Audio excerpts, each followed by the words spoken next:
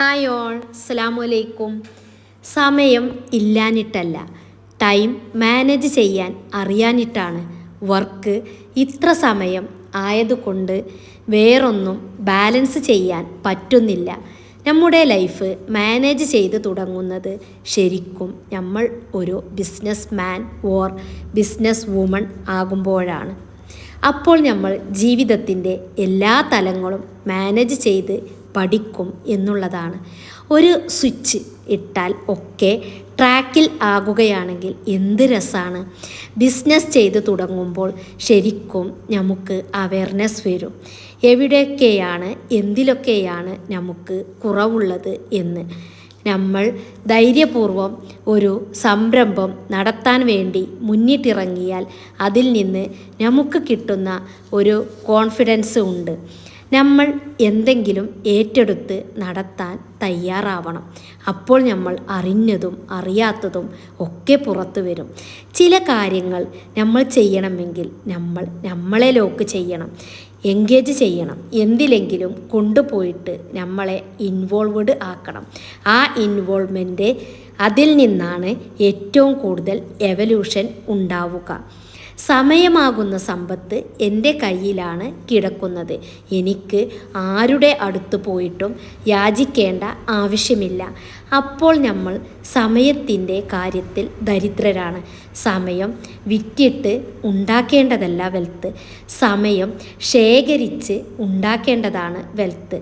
പണം ഉണ്ടാക്കുന്ന ബിസിനസ്സുകാർ അവർ എന്താ ചെയ്യുന്നത്? അവർ ഒരുപാട് പേരുടെ സമയം വാങ്ങിക്കുകയാണ്. സമയം വിറ്റിട്ട് കാശുണ്ടാക്കണോ, സമയം വാങ്ങിച്ചിട്ട് കാശുണ്ടാക്കണോ? Just think. ബിസിനസ് ചെയ്ത് സമ്പത്ത് ഉണ്ടാക്കുക എന്ന് പറഞ്ഞാൽ മണി മാത്രമല്ല, സമയവും എല്ലാം ചേർന്നതാണ്. അറിവ് ചേർന്നതാണ്, ആരോഗ്യം ചേർന്നതാണ്, ഇതെല്ലാം കൂടി ചേർന്നതാണ്. ഫ്രീ കൊടുക്കണമെങ്കിൽ പോലും മണി വേണം.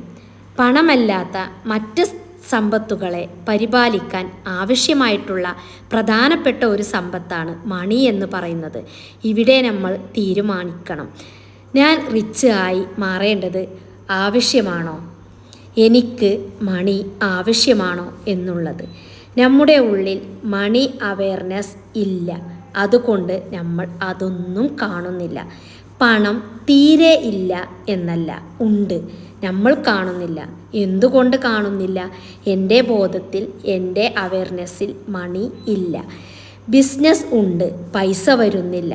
നമ്മൾ ബിസിനസ്സുകളിലേക്ക് നോക്ക്.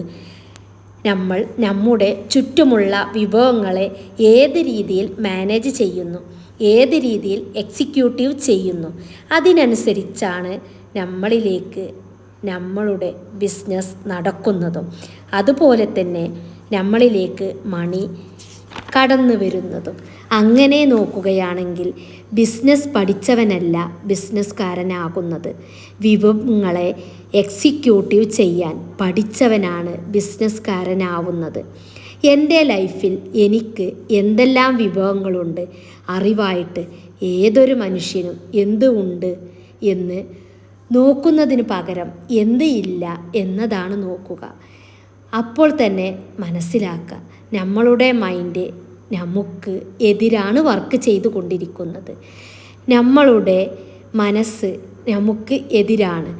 നമ്മളുടെ മനസ്സ് നമുക്ക് എതിരായത് കൊണ്ട് തന്നെ നമുക്ക് ചുറ്റുമുള്ള ഒന്നിനെക്കുറിച്ചും നമ്മുടെ മൈൻഡ് കാണിച്ചു തരില്ല. നമുക്ക് രക്ഷപ്പെടാനുള്ള 100 വഴികൾ നമുക്ക് ചുറ്റിലും പരന്നു കിടക്കുന്നുണ്ട്. പക്ഷേ നമ്മൾ ഇതൊന്നും കാണുന്നില്ല. കാരണം സബ് കോൺഷ്യസ്ലി നമ്മുടെ ബ്രെയിനിനെ ട്രെയിൻ ചെയ്തിരിക്കുന്നത് ഇല്ലായ്മയെ കാണാനാണ്. ഇതേ നിലയ്ക്ക് ബിസിനസ് ഉണ്ട്, ബിസിനസ്സിലെ കുറവ് മാത്രമേ കാണുന്നുള്ളൂ. അതുകൊണ്ട് ബിസിനസ്സിൽ കുറഞ്ഞത് മാത്രമേ ചെയ്യാനും പറ്റുന്നുള്ളൂ. അപ്രീസിയേഷൻ ഉണ്ട് എന്ന് അന്വേഷിച്ച് അതിനെ ചെയ്തുകൊണ്ടിരിക്കും, അതിൽ മാത്രം ഫോക്കസ് ചെയ്തുകൊണ്ടിരിക്കും.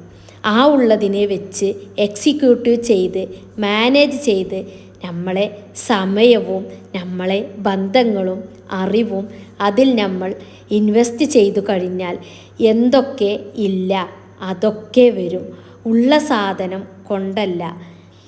ഇല്ലാത്തവരൊക്കെ ഇവിടെ എന്തെങ്കിലും ഉണ്ടാക്കിയിട്ടേയുള്ളൂ. അപ്പോൾ ഇല്ലായ്മ അല്ല പ്രശ്നം. മനുഷ്യൻ പോലും ഇല്ലായ്മയിൽ നിന്നും സൃഷ്ടിക്കപ്പെട്ടതാണ്. മൈൻഡ് പവർ വെച്ച് ഒരാൾ ബിസിനസ് ചെയ്യുമ്പോൾ അയാളുടെ കോൺഷ്യസ്നെസ് എന്ന് പറഞ്ഞത് ഈ കോൺഷ്യസ്നെസ് ആയിരിക്കണം. The principle of the universe, the law of the universe. പ്രപഞ്ചത്തിൻ്റെ നിയമം തന്നെ ഇല്ലായ്മയിൽ നിന്നും സൃഷ്ടിക്കുക എന്നതാണ്. ഞാനേ ഉണ്ടായിരുന്നില്ല, പക്ഷേ ഇപ്പോൾ ഞാനിതാ ഉണ്ടായിരിക്കുന്നു. ഇല്ല എന്ന് തന്നെയാണ് ഉണ്ടാവുക എന്നതിൻ്റെ കാരണം. എന്തുകൊണ്ട് പണം വേണം? പണം ഇല്ലാത്തത് കൊണ്ട് വേണം. സ്നേഹം ഇല്ലാത്തത് കൊണ്ട് വേണം. നമ്മുടെ ബ്രെയിനിന് കൊടുത്തിട്ടുള്ള ലേണിംഗ് കംപ്ലീറ്റ് അൺലേണിങ്ങുകൾ കൊടുത്തു കഴിഞ്ഞാൽ നമ്മുടെ ബോധമണ്ഡലം പണത്തിൻ്റെ വഴികളൊന്നും കാണില്ല. നമ്മുടെ കയ്യിൽ സമ്പത്തായി മാറാൻ കുറേ വിഭവങ്ങളുണ്ട്. എല്ലാവരുടെ കയ്യിലും ആദ്യം വന്നത് ബോധോദയമാണ്, എൻലൈറ്റ്മെൻറ്റ്. നമ്മുടെ ഏതെങ്കിലുമൊക്കെ കാര്യത്തിന് ബൾബ് കത്തും. അപ്പോൾ തിരിച്ചറിവുണ്ടാകും. നമ്മൾ ആ തിരിച്ചറിവിനെയാണ് കാത്തിരിക്കുന്നത്. നമ്മളെ രക്ഷിക്കാൻ ആരെങ്കിലുമൊക്കെ വരും എന്ന് കരുതി ഇരിക്കുകയാണെങ്കിൽ നമ്മൾ നശിപ്പിച്ചു കൊണ്ടിരിക്കുകയാണ്. Thank you.